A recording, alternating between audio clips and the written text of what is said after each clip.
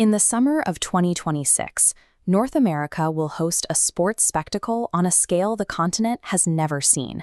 Millions of people, billions of dollars, and the entire world's undivided attention will soon arrive for the World Cup. MLS Commissioner Don Garber believes this tournament will provide rocket fuel for the entire domestic soccer ecosystem, propelling Major League Soccer toward a new level of global prominence. This chart compares the rising construction costs of modern mega-event stadiums against their post-tournament usage. Historically, these massive venues often fall into disarray as white elephants, costly monuments that sit largely unused once the final whistle blows. In 2026, building empty concrete monuments is a significant economic risk. Rising living costs and political divisions make it harder to justify multi-billion-dollar investments that don't serve a long-term purpose.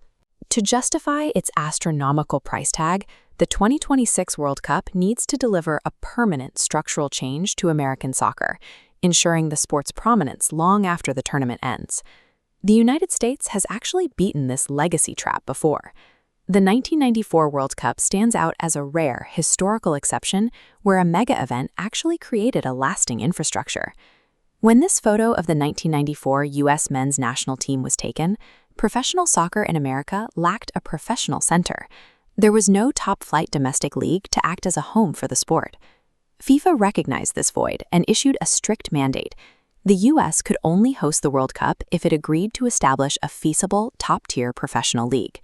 That requirement forced the creation of Major League Soccer in 1993, with the league officially taking the field in 1996. These early years were defined by a scrappy, experimental energy. As the league struggled to find its footing, it relied on colorful aesthetics and global personalities like Carlos Valderrama to capture a skeptical American audience. The true legacy of 1994 wasn't a stadium that would eventually rot. It was the birth of a permanent sporting institution that didn't exist before the tournament began. 3 decades later, the scale of that institution has transformed. With 30 teams now competing across the continent, MLS is recognized as a top 10 global league. This chart tracks average MLS franchise values, soaring from initial millions to over $1 billion for the league's top clubs. This financial growth allows the league to secure elite, world-class talent on the global market. The arrival of Lionel Messi, an Argentinian legend and World Cup winner, serves as the ultimate proof of the league's current star power and global reach.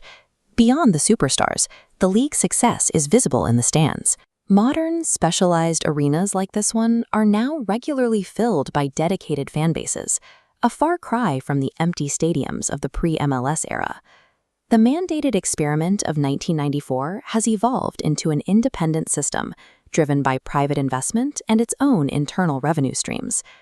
As we approach 2026, the stakes for MLS have shifted. The goal is no longer just to survive, but to leverage the World Cup to reach the top tier of global soccer prominence. Unlike past host nations that merely hoped their infrastructure wouldn't fall apart, MLS expects the 2026 tournament to trigger a massive structural promotion for the domestic game. However, there is a risk that this rocket fuel could miss its target.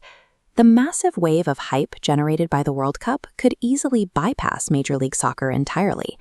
This flowchart illustrates how the tournament could inadvertently cannibalize the domestic audience. Millions of new fans might develop an interest in soccer, but then choose to follow established European leagues instead of tuning into MLS. The 2026 tournament also arrives with record-high entry costs and affordability barriers. If the legacy of the event is too expensive for the average fan to access, it becomes harder to convert that temporary excitement into a permanent local following. In 1994, a FIFA mandate forced the growth of the American game. In 2026, there is no such requirement. MLS must prove it has built a cultural foundation strong enough to capture this incoming wave on its own. This is the ultimate litmus test for American soccer. 2026 will determine if MLS can finally join the global elite, or if it will remain permanently overshadowed by the very tournament that created it.